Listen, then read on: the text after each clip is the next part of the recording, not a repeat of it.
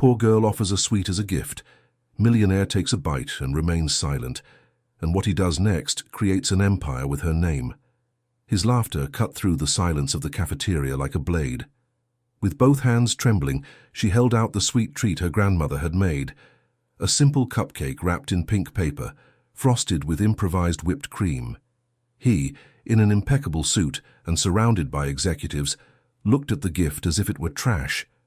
"You brought me this, a poor child's—" "Candy?" he said loudly, making everyone around her laugh. She froze. Her cheeks burned. The cell phone cameras were already recording.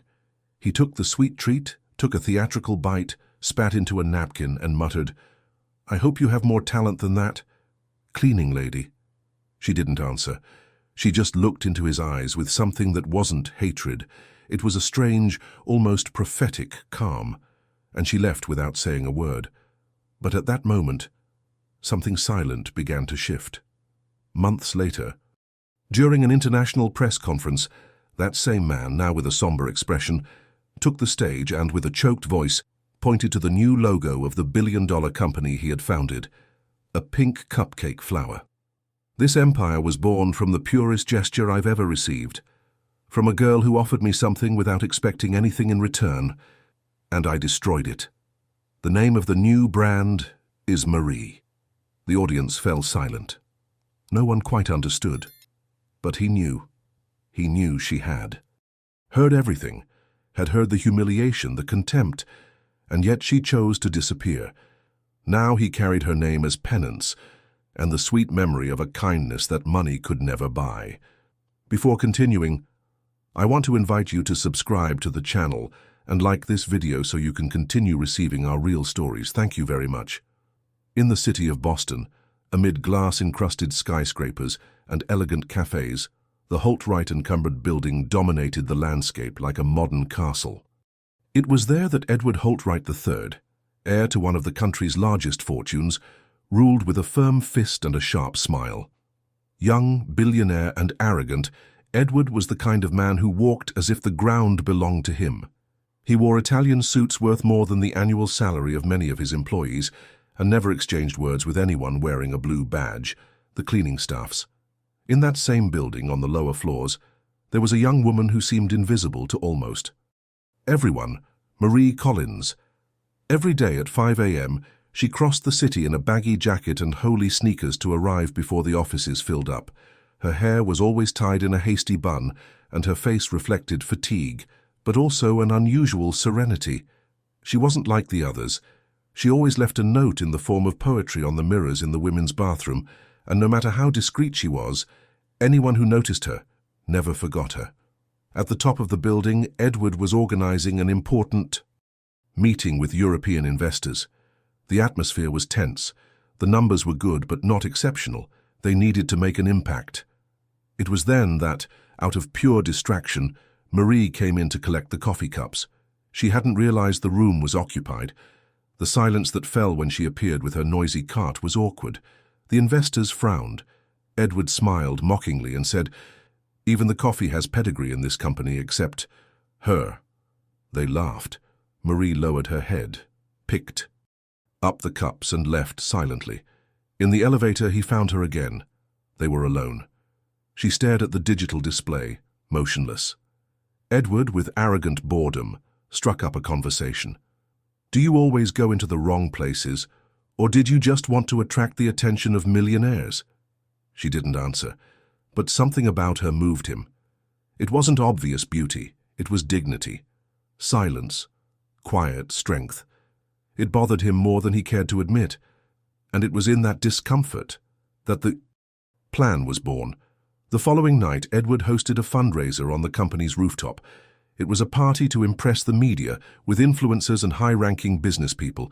He'd written the invitation himself, which would arrive by mistakenly in Marie's hands. Curious, she showed up. She wore a simple dress borrowed from the neighborhood church. Everyone noticed her presence. Some chuckled discreetly, others whispered. And Edward, he was waiting for her with a treacherous smile. In the middle of the party, in front of everyone, he called her forward. "This young lady here has brought us a gift worth more than gold. A sweet treat." Laughter. Let's see if it tastes like overcoming. He took the cupcake from her hands. He took an exaggerated bite. He grimaced. He spat it out. The humiliation was clear. The crowd, between laughter and looks of contempt, watched. Marie, silent, looked into his eyes. The same calm look from days before. It wasn't anger. It wasn't fear. It was something else, an ancient sadness. And she simply said, "Do you think this was for you?" and left. Marie Collins was born in the heart of a neighborhood forgotten by the city, where the sound of night trains mingled with the muffled screams of arguments and the whispers of hope from mothers who still believed in their children's future. Her childhood was filled with long silences and empty spaces. Her father, a sickly factory worker who died before she turned 8, left only debts and a pair of torn boots. Her mother, consumed by depression and poverty, disappeared one night without even leaving a goodbye note. Marie was raised by her grandmother, a stubborn woman with calloused hands and unwavering faith who sold cupcakes on the corner of the local school to pay the bills and keep her daughter fed. Those were years of silent resistance. While her schoolmates laughed at Marie's patched clothes, she immersed herself in the used books she found in the trash. She read everything. Old novels, accounting manuals, even torn medical journals. Every word was a window, every sentence a ladder. When she turned 16, her grandmother fell ill. The money from cupcakes was no longer enough. Marie dropped out of school and began working as a cleaner in Holmes School's offices, wherever there was a dirty floor and someone willing to pay. On difficult days, her grandmother would tell her, "Girl, every cupcake I make carries more than sugar. It carries love, and love is never in vain." This phrase remained etched in her soul. Therefore, even in the most bitter moments, Marie never stopped offering something good to the world. She made a point of preparing small, carefully wrapped treats and discreetly handing them out to doormen, drivers, and security guards. Never for praise, but because deep down, she knew the world needed small gestures of kindness to keep from rotting away. When her grandmother died, Marie inherited the recipe box, stained with grease and tears, and a worn notebook filled with quotes her grandmother had collected, quotes about dignity, forgiveness, patience, quotes that seemed absurd in the modern world, but which she read like holding a lit candle in the midst of a storm. She continued to work, and one day she landed a job as a cleaning assistant at the Holtwright & Cohners building. It was a small miracle, a more dignified salary, even if no one would look her in the eye. And she didn't want the spotlight.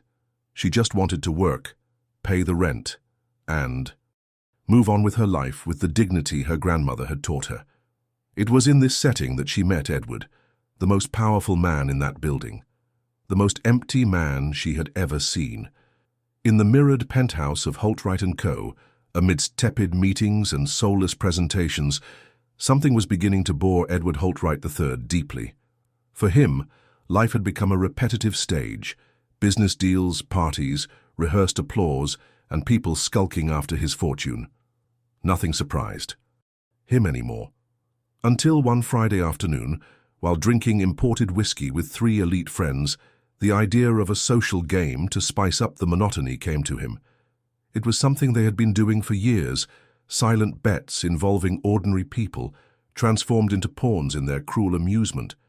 This time the target would be someone completely invisible.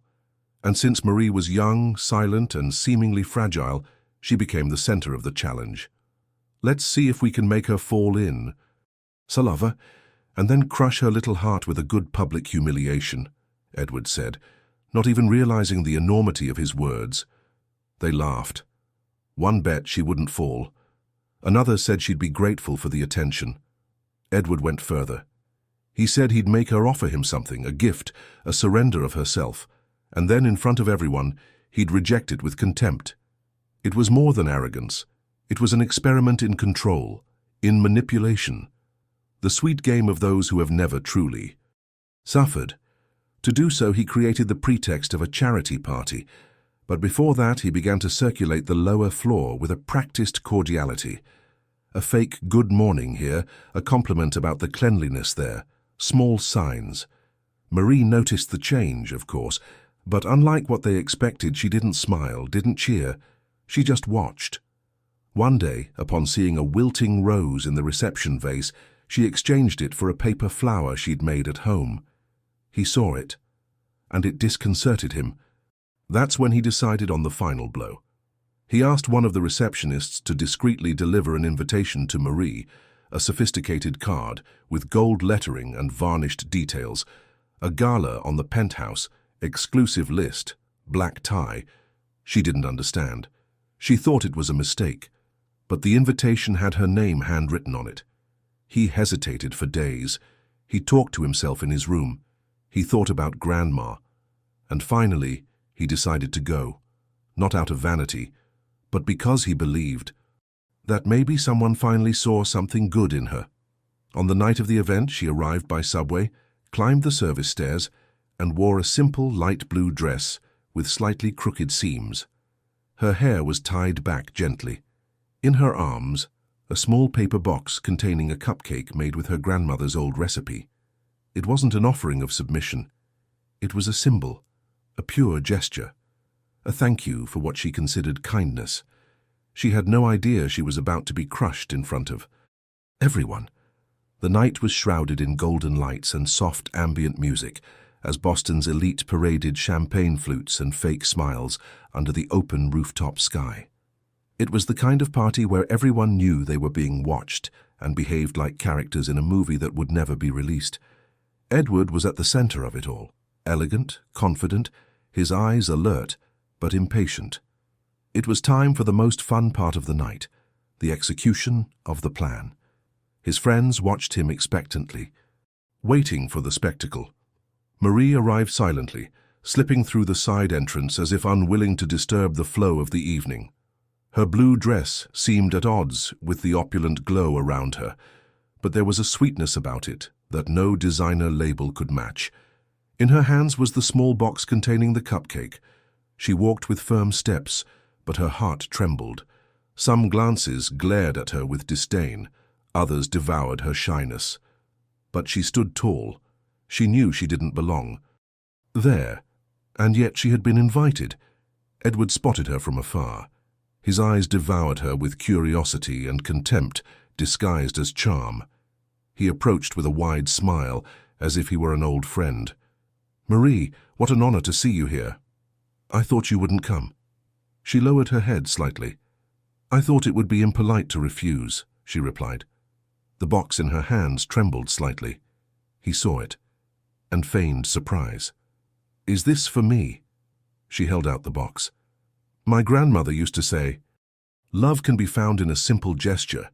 This, well, it's just a thank you." He opened the lid and found the cupcake, simple, handmade, topped with a delicate flower of whipped cream.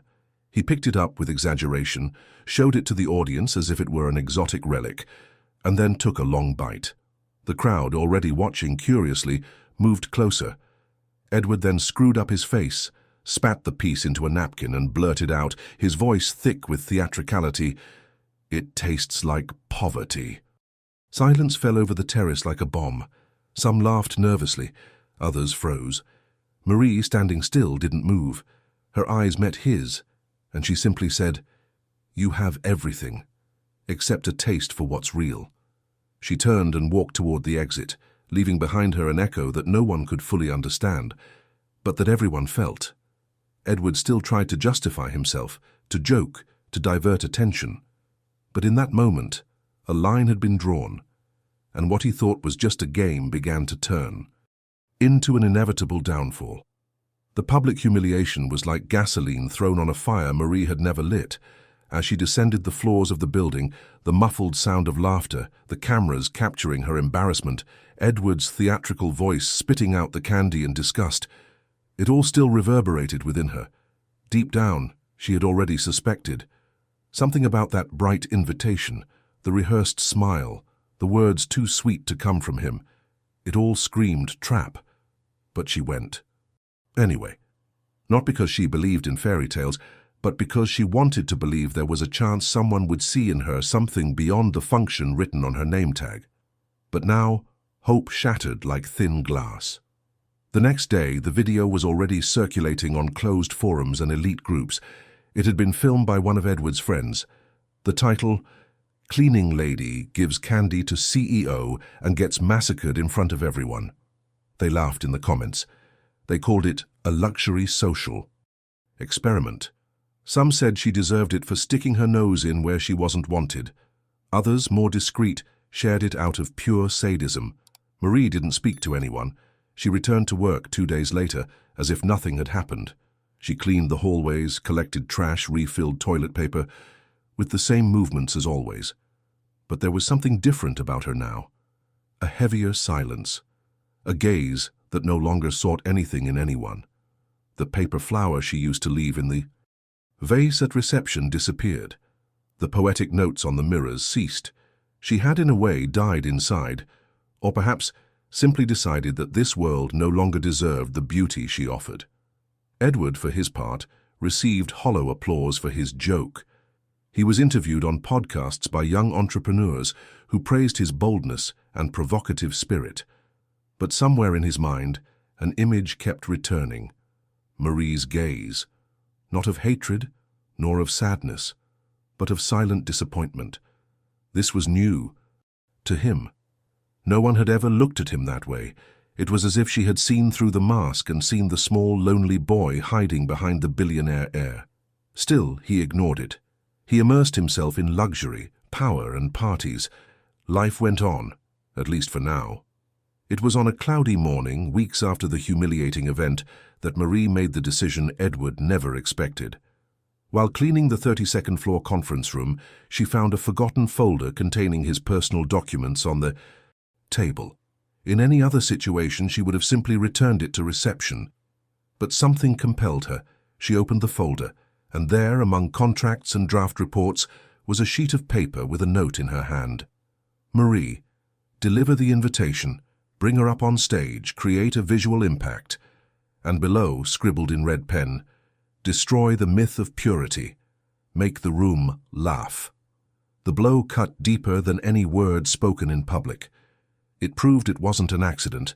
There was no mistake, no impulse. There was calculation, coldness, planning. That party wasn't just an exhibition, it was an execution, scripted and all. Marie didn't cry or tremble. She just closed the folder and took a deep breath. She knew now. And with that certainty, she felt no more pain, only clarity. She wouldn't expose herself. She wouldn't seek revenge. She wouldn't beg for justice. She had learned from her grandmother that the silence of those who know is sharper than any sword. That same afternoon, he discreetly left his badge at the front desk. He didn't resign, he didn't tell anyone, he simply disappeared. But first, he did one last thing. She went up to the empty terrace where she had been humiliated. She left a new box on the same table of shame. Inside, another cupcake. Same recipe, same whipped cream flour. But this time there was something extra. A small folded piece of paper with just one sentence written in her firm handwriting. You spat out what you will never understand. But I will not hate you, I know your emptiness. And then she left without a sound, without an audience, without applause. The next morning Edward found the box. He stopped, he opened it, he smelled the candy. He read the note. And for the first time in a long time, he didn't laugh. Edward Holtwright had always prided himself on his impeccable memory, but there was something about that week he simply couldn't forget. The cupcake box on the patio table. It wasn't just the note, cold and sharp as a silent razor. It was the fact that she knew everything. She knew the plan, the script, the performance, and yet, instead of scandal, instead of revenge or public exposure, she chose to leave a memory, a sweetness that seemed as out of place as Marie herself in the world he controlled.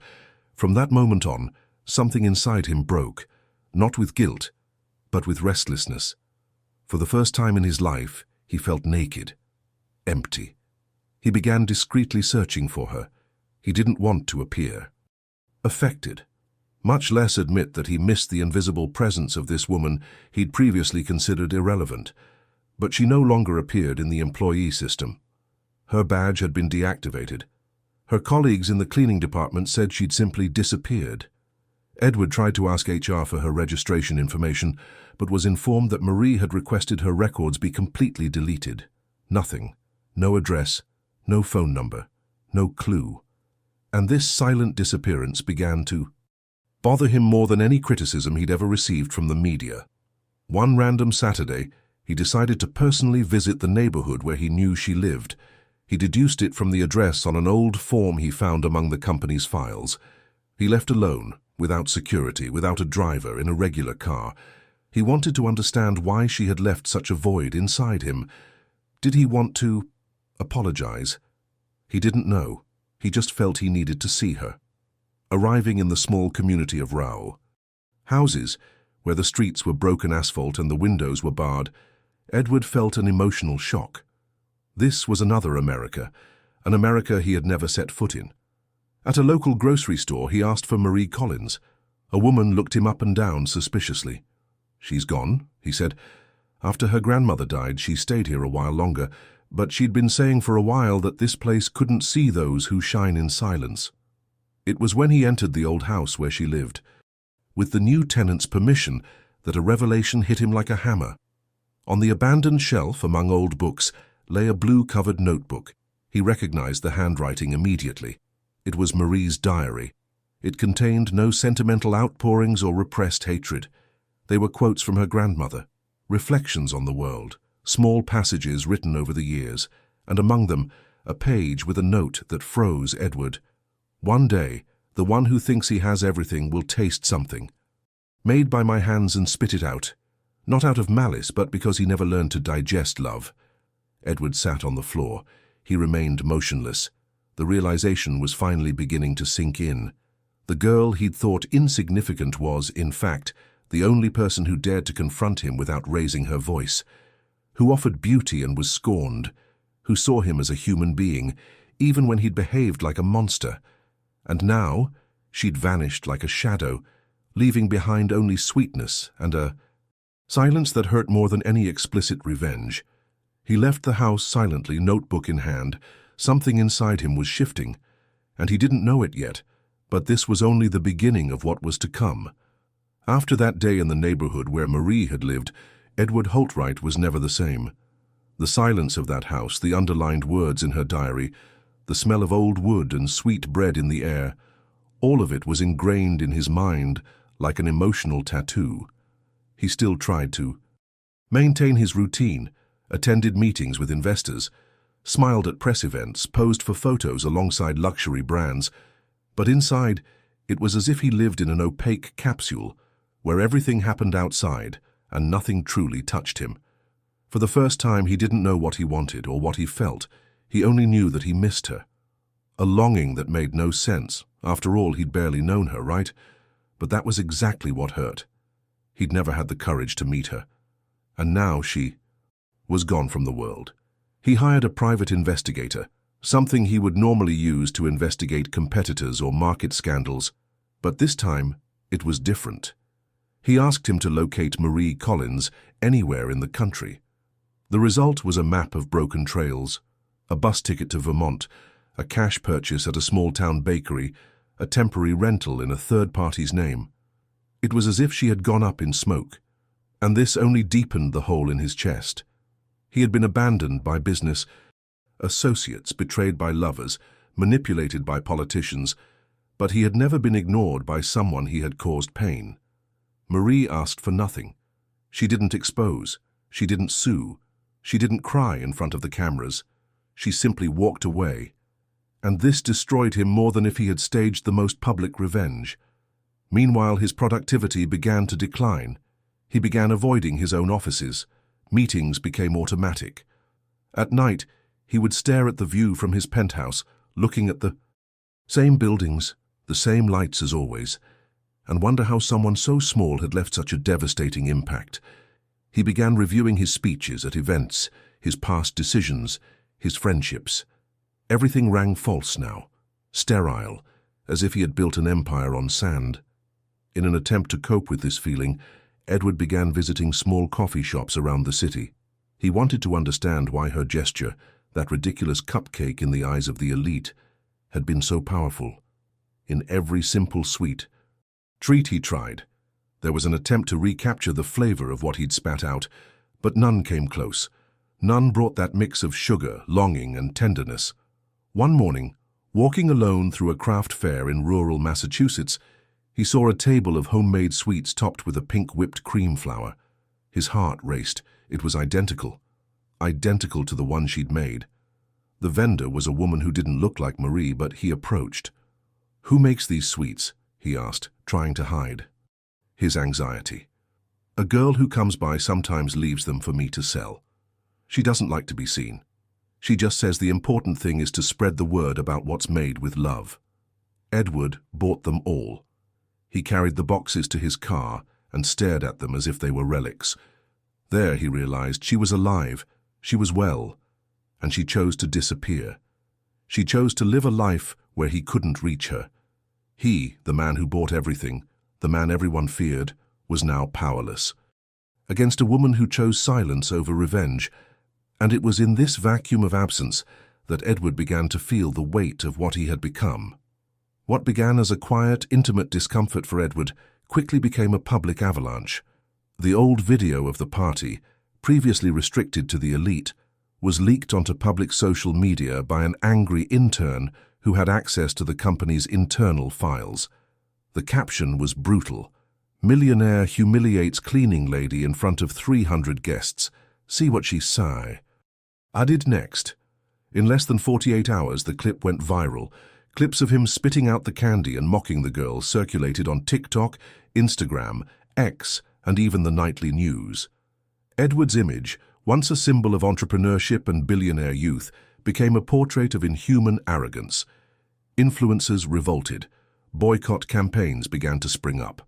Hashtags like "and Marie deserves better" and "boycott alt-right" became trending topics across the country. The first consequences were commercial. 3 of the largest partner companies cancelled advertising contracts in less than a week. Sponsors backed out. A group of shareholders demanded an emergency meeting to review her position as chairman, but nothing hurt more than the comments. What's more disgusting, the candy or your character? You'd spit on what you can't buy. She defeated you with silence. That hurts more than a lawsuit. The headlines ranged from scandal to poetry. The candy girl who silenced an empire. She disappeared, but left a taste of regret. CEO kneels before the cupcake he spat out. And Edward, now isolated, saw his public image deconstructed piece by piece. He tried to give interviews. He said it was a misinterpreted joke that he never meant to offend. But the more he spoke, the more it became clear he didn't understand the gravity of what he had done. The public didn't want calculated apologies. They wanted the truth. And he no longer had that to offer. The peak of the collapse came when a former employee of the company gave a live interview saying, "Marie never wanted to be seen. She just wanted to work. And he chose her to be a spectacle. Now he's the spectacle." And indeed it was. All eyes were on his downfall. Investors were selling shares. TV shows were exploring his past. Emails were leaked. Even the facade of the company's Boston building was graffitied with the phrase, "She didn't have to scream." The internal team itself began to crumble. Departments split. Some saw Edward as a victim of cancel culture, others as a symbol of the ruin he deserved. But there was a silent unanimity among the company's oldest employees. Everyone missed the paper flowers that appeared from time to time in the reception vase. Those flowers that disappeared the same day Marie was exposed. Edward stopped leaving the house. He fired his press secretary. He dismissed his drivers. He gave up his private gym. He now walked the hallways of his penthouse as if walking through ruins. And on the rare occasions he went downstairs, he looked around, hoping, even by some miracle, to catch a glimpse of a familiar silhouette. But she didn't appear. The woman he'd crushed in front of everyone had evaporated. But the damage now was his, and the world watched, not with hatred, but with the same look Marie gave him, a look that said, "Now you understand." Loneliness became Edward Holtwright's only faithful companion. What was once an empire of glass and steel now felt like a prison of silence and reflections. His cell phone, which vibrated every 5 seconds during meetings, now went silent for days. His email, which had previously been a constant explosion of proposals, invitations, and flattery, was reduced to automatic notifications of cancellations, formal notices of termination, and legal alerts. But none of these hurt him as much as Marie's absence. Not as an employee, not as a woman, but as a moral presence. The only one who dared to see the humanity he himself ignored. Edward began going out late at night, when there were no photographers, when no one immediately recognized him.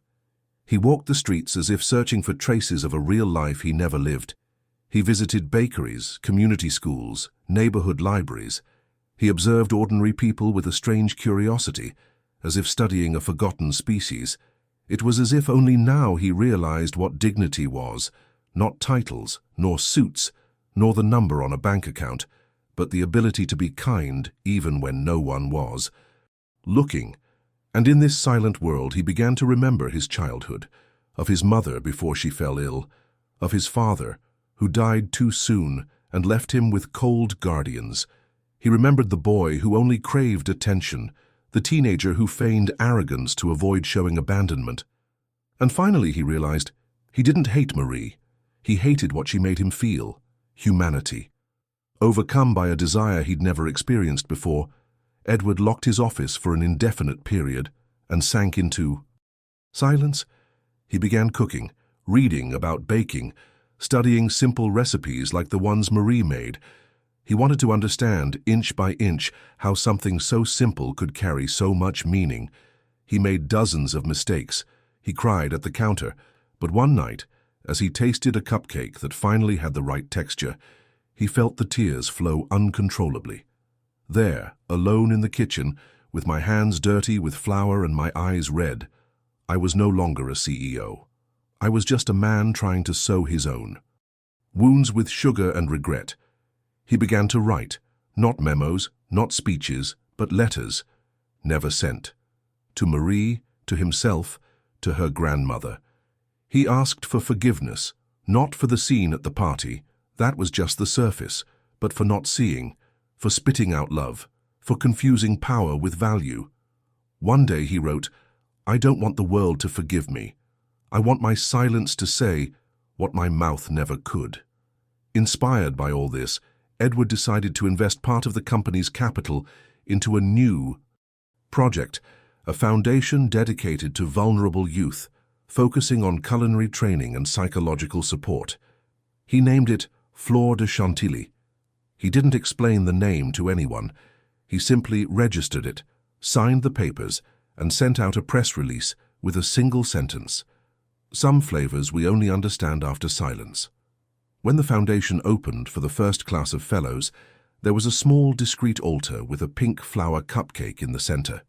No visitor understood.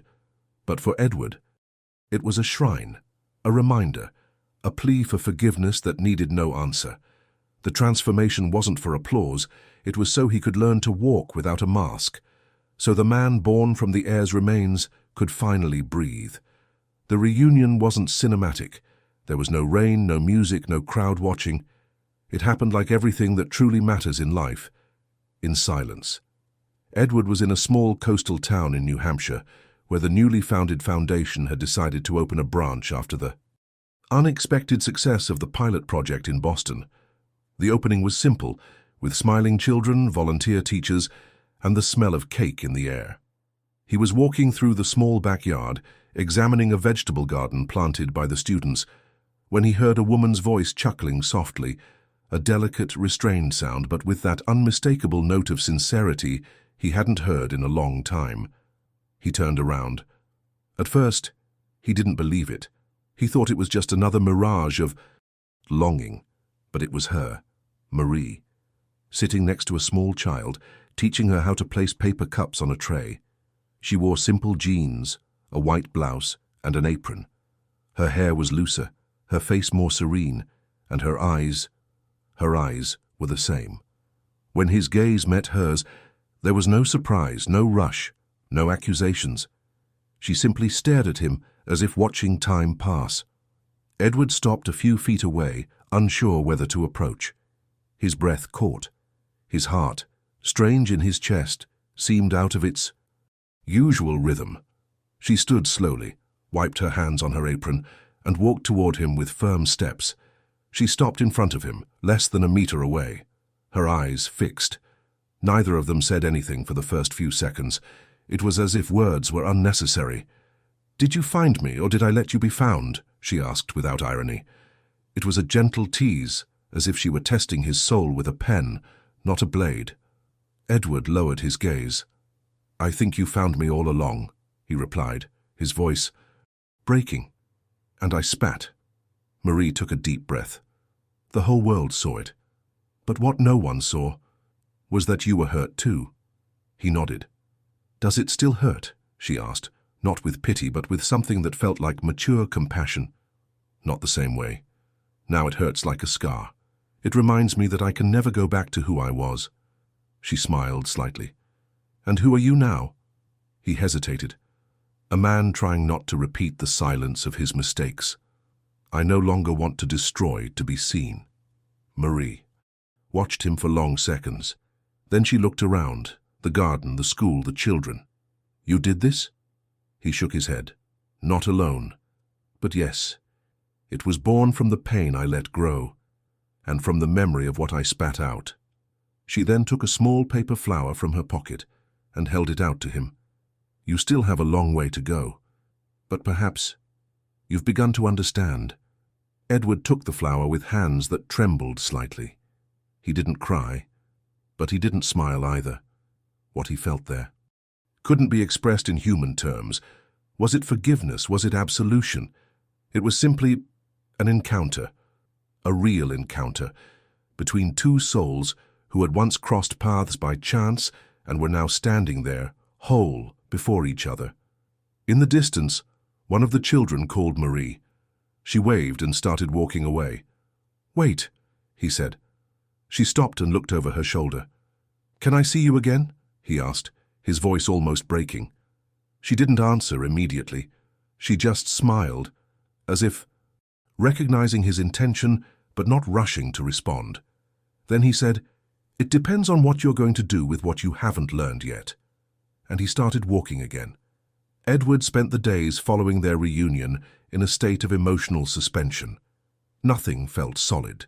The meetings with the foundation staff, the reports, the emails, everything faded into the background before the only thing that mattered now, Marie's gesture.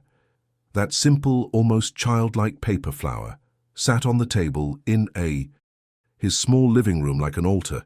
He looked at it daily, trying to decipher its meaning. Forgiveness? A test? Simple cordiality? Or a symbolic farewell disguised as sweetness? The following week he returned to the foundation branch, this time not as president but as a volunteer. He wanted to see if she was there. He wanted to calmly understand if there was still something between them that wasn't just guilt and reconciliation. When he arrived, he learned that Marie came every other day, discreetly helping with cooking classes and emotional counseling for the young scholarship recipients. Edward waited. He didn't force himself to be present. He simply put on his apron, helped serve meals, washed trays, and answered questions. He became invisible, just as she had once been. 3 weeks later, they crossed paths again. They were alone, tidying the school kitchen cabinets. Their eyes met, but now there was less tension. She broke the silence. "You're different." He nodded. "Still, trying to be someone you wouldn't run away from." Marie smiled briefly, without irony. "I didn't run away from you. I left for myself." The sentence pierced something deep inside him. "And now? Would you stay for someone?" he asked bluntly. She took a deep breath, approached the counter, and began arranging the cupcake liners as if that would help her organize her thoughts. "Edward, you destroyed me in public, but I don't hate you, because what you spat out was never my ego. It was my hope, and it wasn't yours to crush." He stepped closer, not touching her. "Do you want me to leave?" She looked him in the eye. "No, I don't want you to run away. I want you to choose to stay, without needing me to stay with you." He fell silent. This was more than words of forgiveness. It was autonomy. It was maturity. It was Marie saying, "I am not your salvation. I am my own cure." The next morning he was waiting for her, with 2 mugs of tea. There were no flowers, no sweets, no dramatic declarations. Just 2 adults with open wounds and a shared desire not to repeat the past. She sat. He poured. They talked. They laughed quietly. They talked about childhood, about little things, about books, about cakes. No kisses, no promises. In the end, Marie stood up and said, "I'll keep coming, not for you, but because I like what this place has become." He nodded. "That's enough." As she left, Edward stared at the door she'd passed through. He hadn't won Marie over. He hadn't gotten her back. But he had gained something he'd never had.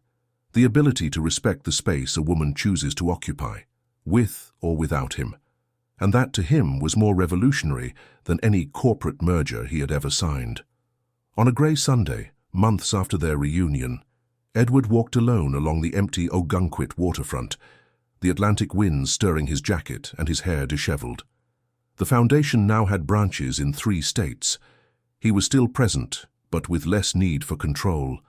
He had learned finally to trust, not in others but in the quiet flow of small things. He stopped in front of a modest, newly opened bakery called Colin's House.